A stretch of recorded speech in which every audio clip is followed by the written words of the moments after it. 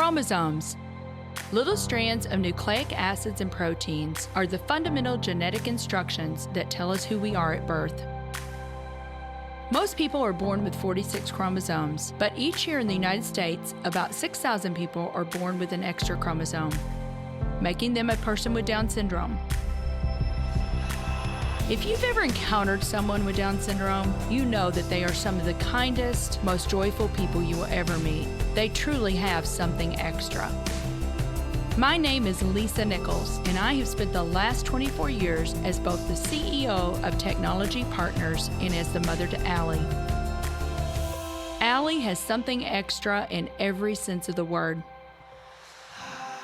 I have been blessed to be by her side as she impacts everyone she meets. Through these two important roles as CEO and mother to Allie, I have witnessed countless life lessons that have fundamentally changed the way I look at the world.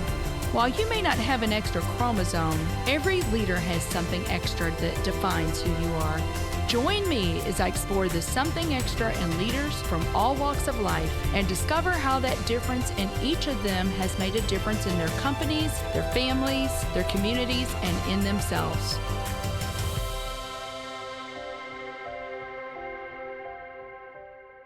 If you like this episode today, please go to Apple Podcasts or wherever you listen and leave us a 5-star rating. I'm delighted to have Karen Kranenburg on the show today. Karen is the CEO and owner of Polo More and the managing director of Care Caribbean. Well, Karen, welcome to the Something Extra podcast. I'm so delighted to have you join me today. Thank you so much for making the time. You're welcome, and it's so lovely to be here, and thanks for having me. Yes. So you and I were connected by our mutual dear friend, Teresa Sanzantera. And so why don't we just spend half of the podcast just talking about how wonderful she is, Karen? What do you think? Yeah, we could. We absolutely could spend probably the entire podcast talking about how amazing she is. She really is a tour de force, for want of a better word. She is an incredible woman, you know. Yes. And well, our that's friendship what she is says our about friendship you. has endured over 30 odd years from our college days.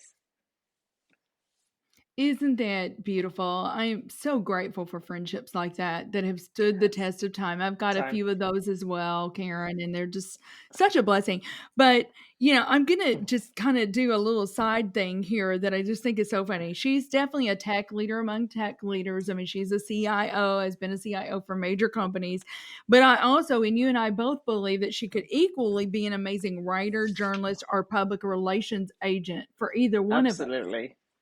No, absolutely. She could. And Teresa's one of those people that whatever she puts her hand to is a success. Mm-hmm. She's got that great energy about her, of course, very smart, educated, so whatever it is that, she's got that what we would call the Midas touch. So whatever she puts her hands on turns to gold. Turns to gold. I love that. The Midas touch. Well, for our listeners, I just think this is so funny. And she kind of did the same thing about me. But when she was introducing us, I'm going to read what she wrote about you because I do. If tech ever goes south, she would definitely have a career, I believe, in public relations. But here's what she said. Yeah. Lisa, Karen is a tour de force. I'm pretty sure you usually say that about a person's work and not the person themselves. But just wait until you connect with her. She's traveled the world, 106 countries at last count. We're going to talk a lot about that, Karen. She's been a philanthropist, an entrepreneur, an endurance athlete, an adventurer. Over the years, I've seen her knocked down, whether in a car accident, in the Amazon, falling off of a horse playing polo, or her most recent health challenges, but I've never once seen her not get back up, whether sailing, polo, Ironman, Everest, or the Norwegian Challenge. I'm sure to be missing something. Her athleticism, the spirit of adventure always amazes me. Listen to this. I've traveled the world vicariously through her, whether it's running with the bulls in Pamplona, hanging out with the penguins in Antarctica, traveling the back roads of Timbuktu, riding a camel in Ethiopia, or any other amazing destination over the years. Her fashion sense is legendary, as is her eye for art. I mean, boy, I'm telling you, we could just stop right there, couldn't we? Isn't that funny? Yes, she's done a great summation, I would Yeah. say. Yes, I'm one of those people that can never sit still. So it's obvious. I'm constantly challenging myself and doing different things. Yes, The sporting stuff is always something that I've been interested. I've played polo for a long time, I started back in university days. I started doing marathons. When my knees started to give me problems, I said I'm going to switch to the triathlon instead. Shorter running distance, but it's sort of combination with the cycling and the swimming. And I like to challenge myself. I've got to have my brain engaged, or it doesn't work. I love it. There is so much to dig into here. But before we dig into everything, Karen, take me back. Take me back to your childhood and how you grew up. And I want to know if you had that sense of adventure, even as a little girl. I mean, here's what I'm thinking. I'm thinking Dora the Explorer. Well, my friends call me that. I have some Well, friends here in Miami that call me that, and they always yes. said, "Where's Dora now?" Where's Dora now? Where's Dora? Exactly. Yeah. So tell me how you grew up, Karen, and was that I part of grew your up DNA? oh gosh, my DNA, yes, definitely from a traveler. I was an only child. I am an only child. And my parents were married for many years before I came along. I think they'd given up by the time they had given up, the children were coming when eventually my mother got pregnant. And so my mother always used to say to me that your father behaved like the only man that ever had a girl child because it was such a big deal when you finally arrived. My friends used to call me the golden child. But I Mm, have to say, for two parents that only had one child that they'd waited so long for, they were very easy with me in terms of they let me explore whatever it is I wanted to do, and always supported me in whatever it is I was doing. Nothing was impossible. It didn't matter that I was a girl. Everything was possible. You can do it, whatever it is. So they've mhm, made me feel that I was capable of achieving anything. So that sort of sense of doing and being sort of came from them. They were big travelers themselves, so I kind of grew up traveling with them as a mhm, child. I went away to school when I was 14 to a high school in Canada. I was born in Guyana in South America. So I went away to school, at 13. And then I went to a Swiss boarding school after that until 18, and then ended up living in the UK. I went to university in England. And mhm. then I did part of my master's here in St. Louis, and that's how I met Teresa. Yes.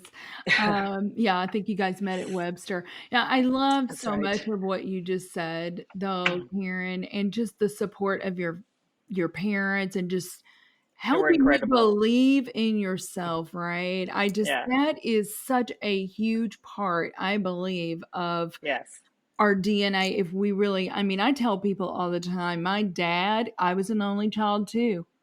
Yeah. Karen, Okay. and I can remember, I mean, I can remember people telling me that after I was born, because my mom and dad, my dad was a Marine. My mom conceived when she was, I don't know, they got married when she was 17. I think she probably conceived when she was 19, but then had a little stillborn boy.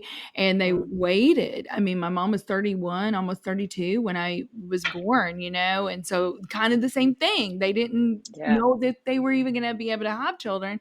And people have told me the stories where my dad would just like be somewhere and he'd just be holding me up.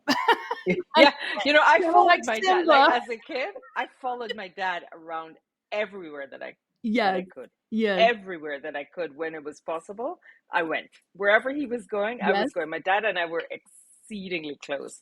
My mom was a disciplinarian, so she had to keep things in You are. order. So our relationship was a little bit different. But my dad there was never anything, once you're happy, he's happy. He Right. never said no to anything because he realized my mother was there keeping the bus on the road in the right direction. Yes. Oh my And goodness. We're more so we alike were than I knew, except for we I were didn't run with the bulls. extremely close. Yeah. And so when he passed away a few years ago, it felt like if the world had fallen out from underneath me, Mm-hmm. because we'd always had this, he was the first person I talked to in the morning, the last person I talked to at night. We would talk about all sorts of things. My dad was a great reader, and he knew about everything. If it's everything you can imagine, he knew about. And Yes. he was in business. He was also in politics for a very long time. He was well respected very well respected in the community. And but he was well educated. I think that was it. He Mm-hmm. was well educated, he was well read, and you could talk to him about anything, and he made the time for you as best he could within his crazy schedule. He always had time. He always had time for you. You Mm-hmm. know, Wow. my mom was the same, but in a different way. In a Mm-hmm. different way. She was a philanthropist, so she was involved with every charity you could imagine that there was going. She was involved. Um, Yeah. so I always used to make a joke with her, and I said, people must run when they see you coming because they know you're coming to beg for something. But Oh. she was powerful in that respect. She Mm-hmm. got things done. She got people to do things, to build things, to donate things. She was incredible. Like, she herself was a tour de force, my mother. She was quite a unique woman, really. Mm. Well, we're blessed women, Mm. Karen, I always have say I the won the parent background. lottery. Yes, Mm-hmm. absolutely. Because I have to say, I had the best parents in the world. I was, everybody says, people that have a good relationship with their parents, but they were incredible parents. I was lucky enough that I didn't need and want for anything. So financially sound. So, that was the consideration. I had a great home. I had good friends, and I was supported by my parents by whatever it was I wanted to do. Mm-hmm. I think I probably spent about 12 years at university from one degree to the next, and I finished them all. And my dad would keep going, yeah, okay, and supported by my parents, okay, you want to keep learning, yeah, okay, keep going, sort of thing. Yeah. Um, so they were very supportive parents. They were to me what good parents should be, Yes. I and you love don't it. hear that all the time. You hear the No, you stories around, don't. you hear the horror stories around the time, and you say, Yes. you wonder why people have children, because why do you have children to treat them like this? Mm-hmm. So it's in that instance, I would say, yeah, I won the Incredibly parent blessed. lottery. I was Incredibly blessed. blessed. I Well, was blessed. you kinda mentioned your educational background, and you do have a very diverse, background here. You got a Master's of Arts in Econ and Finance, you got a Bachelor's in Yeah, Architecture, you got yeah, an Econ diploma from the London School of Economics and Political yeah, Science, and a law conversion from yeah. University of Westminster. My goodness, how is this diverse background, do you believe, Karen, really influence your professional journey? Well, I would say, the thing about it is I've got it all covered. I used to say to people, listen, I can build a house, I can deal with the financing, I can sue the builder when it all goes wrong. That's good. I've got it covered. I don't need to hire anybody else. But from a perspective that, in the business that I'm in now, yes, I can, it gives me a vision, a business vision. It definitely gives me, certainly the contractual side of things I'm able to deal with and look at. And my business actually has an artistic side to it.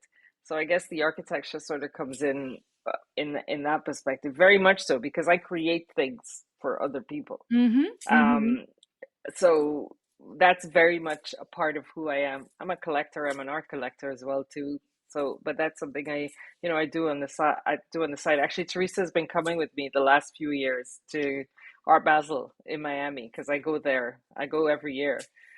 Even when I'm not here, I come in for it. Mhm. So Teresa's come down to meet me here for the last 2 years to, That's you know, yeah, wonderful. Oh my yeah, goodness. Well, I'm gonna have to tell her I need an invitation to that because 'cause I'm a big I'm absolutely. not We an would love to. artist, but I love art. I love it. I really appreciate it. Well, today, Karen, you are the CEO and the owner of Polo and More. You're the editor in chief of the magazine. You're also the director of Care Caribbean. or Yeah. Caribbean, however you want to pronounce it. But tell me, because you said you started playing polo in college, I think, but tell me a little bit about the impetus of how you got into polo. What trends are you seeing in that world right now? And, how are you seeing it evolve? Well, I started playing after college actually. I had a boyfriend, of course, and I'm living in England at this point. I had a boyfriend that played polo, and he was the impetus to get started to play. Okay. I had ridden all my life. I hadn't played polo, but I had ridden all my life. And so when I started, I said I spent a lot of time initially with him going to polo, watching his games, and I was fascinated by the sport, and I said, I think I want to give this a try." And so, funnily enough, I had a girlfriend, a very, very good girlfriend of mine, who from Finland, who lived in England, and her now husband, is Argentinian, and they were getting married in Argentina. So we were going to Argentina for the wedding, and so I connected with a polo. A handicapped, a six-school polo player there, and I said, "Listen, I'm coming to Argentina for this time. I want intensive polo lessons." So we agreed and made our deal. He came and picked me up every day. He took me to the arena. He took me down to the polo field. I spent some time after, and that was the end of the story from there. And then I subsequently got into, initially, I was doing a charitable event for somebody at a club that I played at. And that was the beginning. I started that way with a 40 goal polo match in England. 40 goal polo is not something that happens a lot. At any Mm-hmm. given time, there might be 6 or 7 10 handicap polo players, which is the highest handicap that you can have. So it's the reverse from golf. So the higher the handicap, the better the player. The lower the handicap, the worse the player. So putting together a 40 goal game was quite something at that time. This is since 1999. And it started off as a one off, and it grew from there. I saw a niche in the market at the time. There wasn't a lot of sponsorship in polo back in those days. And, what you could do then was there was professional, the game was the professional game. But really what was a big part of what was to come was the sort of, I want to say, the social aspect, the sponsor aspect of it. And that's the direction that I went in. So I Mm-hmm. started out initially, working for sponsors, bringing sponsors into the game for the club that I played at, and then it kind of spread from there. Yeah. And so that's one of the things that has changed a lot in the game, is that there's certainly a lot more corporate sponsorship in polo.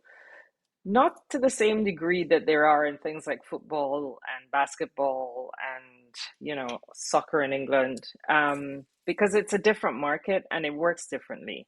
Um, Professional polo comes at different levels. You've got the high goal, which in this country goes up to 26 goals. In Argentina, it goes all the way up to 40. You've got medium goal polo, which is sort of up to 16 goals.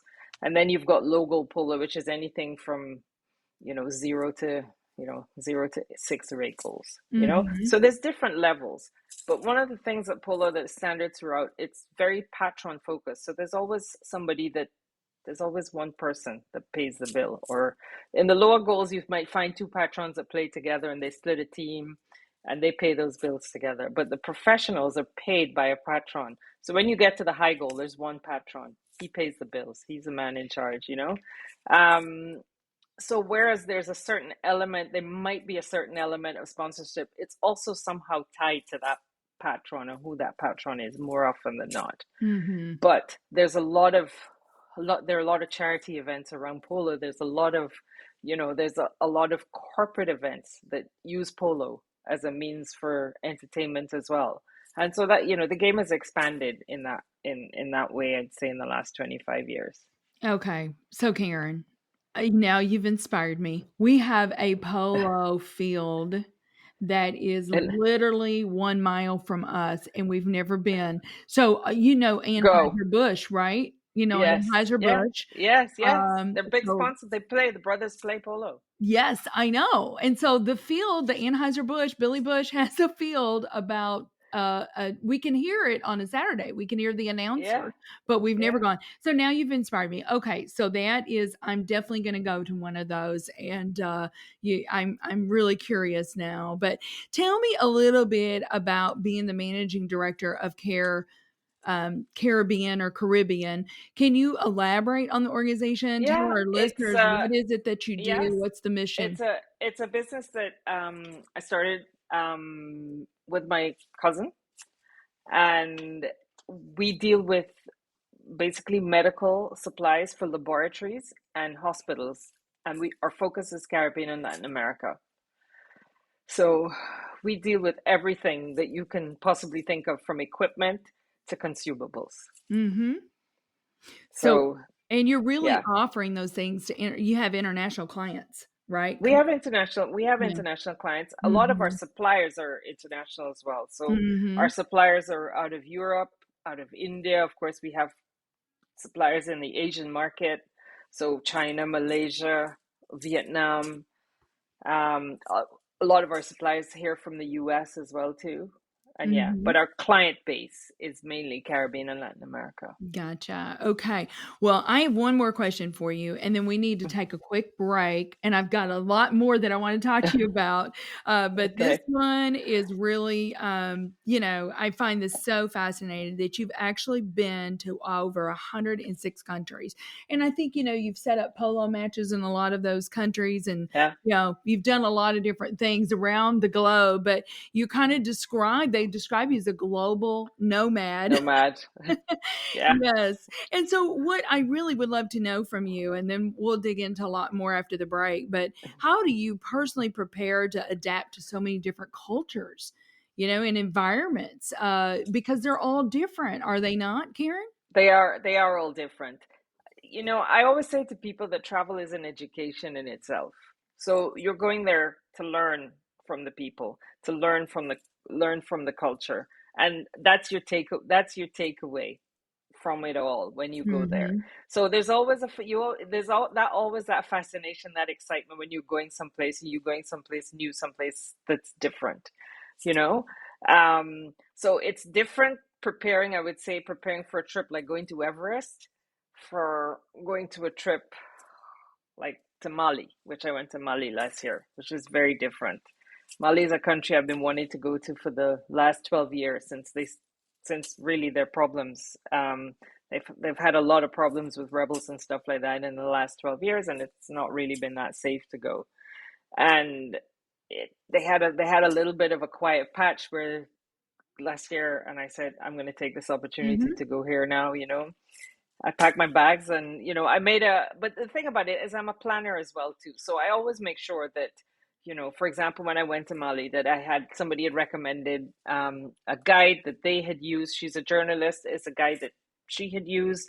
So I made sure that, I have those things all lined up before I go somewhere. I don't just show up and hope for the best, on a Right. wing and a prayer and hope for the best, because Yes. in some parts of the world that's just downright That's, dangerous. There yes, are people that's that do that, but not I'm not smart. I'm not one I'm not it's not smart, and I'm not one of those, you Right. know? Right. So, you know, a lot of places that of course people, they say here, they are genuinely dangerous. A lot of it is, there's a lot of propaganda behind it as well too. So you kind of have to weigh the balance up of Mm-hmm. what the reality is and you know what's real and what's not, Mm-hmm. and being in touch and having contacts on the ground makes a huge difference in terms when you're planning a trip and you're planning to go somewhere. If if there's some place you're planning to go, and you have a guide, you have a local contact, and you say, hey, listen to that, and they say, listen, maybe it's not such a good time to come now. It's not such a good time to come. So you Right. don't necessarily, or only a lot of people, they only look at they only see the propaganda, and they only look at, all the warnings that they are to, don't travel here, don't go there. But sometimes the reality on the ground is very different. It's the locals that give you the real reality of what's happening. Mhm. Oh, there's For places that are, I want to say sketchy, but that have their problems and yes, have had their problems. So you right. can't blindly go and say, Oh, I'm going here with no preparation. That's not going to work. Yes, not wise. Well, Not goodness at all. gracious, there's so much goodness packed into that one. But we do need to take a quick break, and we'll be right back with Karen on the Something Extra podcast. In business, the tendency is to seek out partners who are bigger, faster, stronger. When it comes to IT, you should be looking for smarter, faster, better. That's just what you'll find with the talented technologists at Technology Partners. Our experts develop custom solutions to tackle your most complex challenges, all to simplify your processes in the smartest, most efficient way possible. The time to be swift and nimble starts now. Go to technologypartners.net/solutions and see what's possible. Welcome back, everyone, to the Something Extra podcast with Karen Kranenburg. So, Karen, we've been talking about all kinds of things. On the travel, I want to stick with this for just a minute. But I've read several of your articles that you have written. Yeah. The one about Morocco, and Oh, then the Palace of the Sands. So I have yes. questions about those. You talk about Morocco, and you say Morocco should be on everyone's bucket list. So tell me more. Absolutely. Tell me more. Absolutely. Morocco is one of those enchanting places. It's got history, it's got color, and it's a safe place, you know. So if you're looking to, you know, for example, if you've never sort of been to that part of Africa, you're looking for somewhere to go in North Africa, you say, you know, where would I like to start? It's a good starting point, definitely. You know, the people are genuinely very friendly, very welcoming. Tourism, of course, is a huge part of business for Morocco. So, you know, they welcome tourists. Um, and as I said, the culture, the history, the food. Um, One of my favorite cities in Morocco is Marrakesh. The whole vibe of the Medina. It's a place that you go. You definitely need somebody to walk with you through there because you'll get lost otherwise. Mm-hmm. It's like a city. The Medina is like a city in itself, but the things that you see and you find and the smells and the sounds and the just absolutely incredible. Really incredible. I had the pleasure actually last year after my trip to Mali, I went to a place also in Morocco called Chefchaouen. It's up in the north. It's the Blue City. It's Mm. an incredible city that the walls are everything is blue, different shades of blue. And Oh, I somebody had love been it. talking, oh, incredible, absolutely incredible and vibrant, you know. And somebody had been talking to me, and I'd be saying, yeah, you know, I've been to Morocco many times, and I said, next time I go to Morocco, I've got to go to Chefchaouen. So I took the chance after Mali because I was going to Marrakesh. I have a friend that owns a beautiful boutique hotel called Janan and Tamsin in Marrakesh, and I was going to visit. She herself is an architect, an artist, a writer, incredible lady. So I was going to visit them, and I said I'm going to take a few days and go north to Chefchaouen and come back via Tangier, which is what I did. The Blue Mm-hmm. City, incredible. It's different from, you know, other parts of Morocco, so you see another side of it, and that's one of the interesting things about Morocco. It has different, you know, yes, there's Marrakesh, you can go to Tangier, you can go to Fez, you've got Chefchaouen, you know, you know, just different, and it feels, and each city has its own vibe, so to Mm-hmm. speak. Okay, you sold me. You It is a sold beautiful, me. it's a beautiful country. The Once people are amazing. As I said, you know, it's definitely something that should be on everybody's bucket list Yes. for Okay. I'm sure. sold. I'm sold. Well, Palace of the Sands is a story about your second trip, I believe it was, to Egypt. And you really, like, you told me Egypt before, and you said you weren't really that excited about going again, but you Yeah, did, and you wrote beautifully, yeah, Karen, about the Siwa Oasis in the yes. northwest corner of In the Libyan Egypt. desert, yes. So I Yes. had you know, Egypt is one of those places, and I've subsequently been back to Egypt since during COVID, which was an incredible experience. Egypt, of course, tourism is a big thing for Egypt. And so there's lots of people. Usually when you go, you know, crowds everywhere. So on this was my third trip back to Egypt was this was this trip to Siwa. But it was completely different. It is an oasis in the Libyan desert, and it's incredible. It's peaceful. It's calm.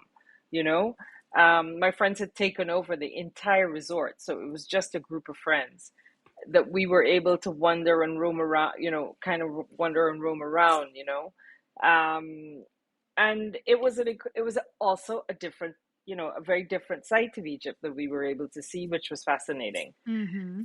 So we went back to Egypt during COVID when people weren't really traveling. And it was amazing to go down to places like the you know, Luxor and Aswan, and, you know, into the Valley of the Kings and places like that when there weren't a lot of people, and be Mm-hmm. able to walk around and for them to open tombs for you that they would never do usually.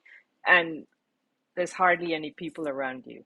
So it was a completely different experience. And I'm so glad that I went back again, Yes. because I had that experience of, you know, we traveled a lot during COVID. And a lot of people said, oh, we're not going anywhere. And I said, this is a great opportunity to get out, to travel, to Yes. have freedom, to have, you know, there's not a lot of crowds around you, because in some places that you go to, there are people, there are crowds around you. You know, we went to Mauritania. I went back to Egypt. I went back to Kenya. I went to Zanzibar during COVID. Where else did we go? We went back to Tanzania, to Botswana during COVID, Seychelles, Jordan. I did a lot of traveling during COVID, and with no fear of, you know, Mm-hmm. taking the necessary precautions, Precautions. Mm-hmm. you know, but you know, you were able to travel with a certain amount of freedom and flexibility in terms of, on one side, you had to do all the COVID testing and do all the paperwork and all of that for every destination that you went to, in and out. But on the other hand, you also had that sort of ease, because the crowds that usually meet you in most places, and a lot of places, not everywhere, but the crowds that you usually encounter, they didn't have, because people Mm-hmm. weren't traveling, you know, Sure. and they were happy to see you, that you've taken the time to come to us during They this were time to visit. grateful. They were I'm grateful. sure they were They were so grateful. grateful to have some tourists, They right? were grateful. They were grateful, you Well, know? tell me, hey Karen, tell me about the Adrera Emilio Resort. It's like one of the top 3 environmental hotels in the world that you stayed at. And you Yes. got me so curious that I went to TripAdvisor, Ah, Karen, okay. and I looked up all these testimonials about this Yeah. resort. And here's some of the words: magnificent, rare, unique, a magical experience. The food was fantastic. You had dinner by candlelight every night. Yeah. But the one that got me, I was like, I'm not sure about no electricity. I'm just like, I'm You know, not the thing about sure. it is, you're in the middle of the desert, Yes. so you're not, you know, that's to be expected, and you definitely do have enough light to be able to get around. For me, one of the biggest and most amazing things about that resort, so they've built, uh, you know, all of these huts, villas, out of, you know, eco-friendly materials, so sand, mud, and they're furnished with luxury furnishings, you know, so they look beautiful inside. Of course, there's no air conditioning, so it can get a bit warm, but you can sleep outside if you want to. They put day beds outside, so you can sleep outside. I Mm-hmm. took it one step further, and they built a bed for me up on the roof of the spa. Oh, So I nice. went to sleep under the star, and they lit it all the way for me with candles, so that I could find, you know, with like lanterns, so that I could find my way there at night. They blew them out, and I went to sleep, and they did the same thing every night. And I would wake up in the morning, you know, I would go to sleep with the stars at night, and I would wake up in the morning with the oasis in front of me, this white Mm. mountain on the left and this oasis in front of me, and the sun rising up over it. It was incredible. Ugh, Really incredible. Yeah. the pictures I bet you got, Karen, were just Amazing. magnificent. Amazing. Could go into a magazine, I'm sure. Well, Yeah. Karen, I want to move into something a little bit different. And, life is not always about unicorns and rainbows. Mm-hmm. We all face challenges, and you're no different. Teresa describes you as a tour de force. Let me ask you, how do you maintain resilience? How I know you've had challenges just like all of us do, but how do you maintain a positive mindset through those challenges? Well, my dad always used to tell me, my dad always used to say to me, he believes in the power of positive thinking. And, the battles that you fight are the ones that you think you can win. And so that really has to be your focus. I'm going to take on the things that I think I can deal with, things I can overcome.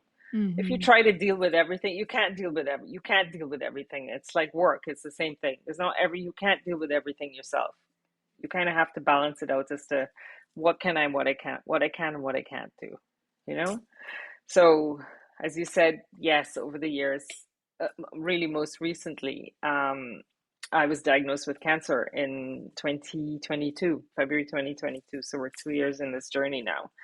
And one of the first things I said to my doctor, I said, my story doesn't end here. So you need to do whatever it is you need to do to get me back to where I was before, do it, And then focus going forward. I'm coming out at the end of this. I am coming out at the end of this, and I need to try and live as normal a life as possible as I can whilst I'm going through this. And no, don't give up. Hope, hope is very important in this process. That hope and belief that I'm coming. This is not the end of my story, and I'm coming out of this at the other end. I love that. That's beautiful. Yeah, and hope is so important. When you lose hope, that's when, you got to hope and you got to believe. There's no life. There's no life. No life. Without hope, there's no life, Yeah. Amen. So, I agree with that. Well, let me ask you this. I mean, we don't have the time to get into too much of this, but I'm hoping that our listeners will hear this podcast, get to meet you and start following you. I have a challenge for you at the end. Maybe you're working on it, but you've scaled Mount Everest, you've participated in all these Ironmans and so many unique adventures. What lessons have you learned about yourself by doing those, Karen? What lessons have I learned by myself? Well, first of all, I've learned that I can challenge myself, definitely. And that's an important thing I think that all of us need to do. You need to push your boundaries a little bit beyond what you think is possible and what you're capable of. So it's certainly taught me that I'm capable maybe of a lot more than I think that I am. Yes. Yes. So, and with the right, with certain things, with the right training and support and everything, you're going to reach where you need to. Right. Yeah. Because climbing Mount Everest, I know we don't have the time to go too much into detail, but you got to prepare for that. You had to prepare to learn. I trained for 9 months for that trip to Everest. Wow. Incredible. Yeah, I know. Well, let me ask you, you've already mentioned your dad, and I know both you and I have talked in a sidebar conversation even about like the awesomeness of both of our parents, and we're very, very blessed about that. But you said, your dad used to give you just so much advice, and my dad passed away a couple years ago too, Karen. So both of our dads are gone. But can you remember, you've already talked a little bit about having that positive mindset, but can you remember any other advice that your dad gave you? Oh my God, so many things. Yeah, because you need to write a book. That's what my challenge is going to be to you. So many things. Actually, both of them, my mother and father, both of them had a lot of sayings for different things, One of the things, there were two things I was remembering as I was thinking about you were asking about, something extra from what good leaders should have. Yes. And there were two things I was remembering as I was thinking about it, and things that my dad told me, like one of them is be a good listener. No one knows everything about everything, and so you have to be opening to hearing and taking suggestions and listening to other people, hearing their ideas, filtering out what works and what doesn't work, but you have to be willing to listen. You can't shut yourself off, That's paramount. Yes, it is. And he said one of the other things he's famous for telling me all the time is, he said you have to be likable. And he said it's easier. He always used to say to me, it's easiest to catch flies with honey than with vinegar. Yes. It's so true. You know? Great words of wisdom. I love it. Yeah, so Well, you can get so much more accomplished with that approach mhm, than, mhm. with the Sure. honey approach than with the vinegar approach. You will go a lot further Lot and get further. a lot more accomplished than if you So just, true. yeah. So true. Well, are those your something extras? When I ask you what is the something extra that Oh my earlier made gosh. you said there's They're, so many. but the thing about thing is that I think leaders, and this uh, covers everybody, not only, you know, leaders in business, leaders in politics, leaders in religion, all of these kinds of things. There's so many things that what makes a good leader. Um, Common sense, Mm. number one, and I don't think there's a lot of that around these days. As somebody said to me the other day, common sense isn't Yes. common anymore, Mhm. which is true. It's just when you listen to leaders and politicians, and you listen to them and you think, for real, did you just say that? No, you didn't. You know? So common sense is very important. Um, Vision. You have to have vision. So you need to have, I think, a big picture game plan. If you're doing something, if you're in business, as I said, if you're a politician, if you're a religious leader guiding people, you need to have a plan and see beyond, what Mhm. can be. There's an old saying. There was a preacher, an American preacher, called Dorman Peele, and he said he was one of those people that was famous for popularizing this notion of, about Mhm. positive thinking. And he had a saying that was shoot for the moon, and even if you miss, you'll land among the stars. Yes. You know? So you have to set yourself ambitious goals, think big, work hard Mhm. to achieve them. You mightn't necessarily always get directly to where you want to go, but the journey is also important. It might take you somewhere else. It might take you somewhere else that's even more interesting, Mhm. So, that's important. So vision, very Right. important. Um, Oh. Optimism, Oh, also right. very, Yeah. very important. You know, People want to follow leaders that are going somewhere. Be you've got to be going up rather than down. And our politicians, business executives, preachers, that they're I want to say they're in the business of selling the dream Mm. of hope. And as I just said to you just now, without hope, there's no Could life. not agree more. you know so hope is very important in the process. And hope and optimism, I think, kind of go hand in hand in it, but you kind of have to carry people along with you, that with this dream, that they have to believe as well. So it can't be just you have a team around you, you have a country around you.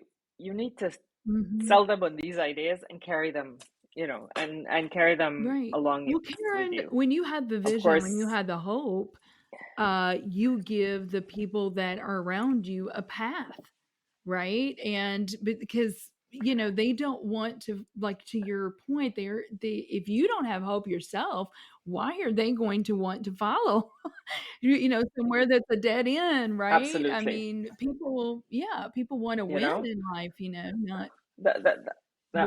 people want to win. It's a story of the blind leading the blind. It doesn't, it doesn't necessarily work. People want Mhm. somebody with vision, that has hope, and they want to see a better, Yes. either a future for themselves, a better Yeah. future for the country, you know, a way that they can achieve in business. That's what they want to see. I It's love that it. positivity. Yes. It's that I love it. positivity, I you know? love it. So, and then, of course, you've got to surround yourself with positive people. You don't want to have people around you that are dragging you down. And also, you you can't do everything, you know? It's impossible to be great at everything. So you need to surround your people. You need to build a team that everybody brings something to the table, that makes that lifts you all up Yeah. together as one. So that's, that's important. And of course, that comes into the idea of being a good delegator.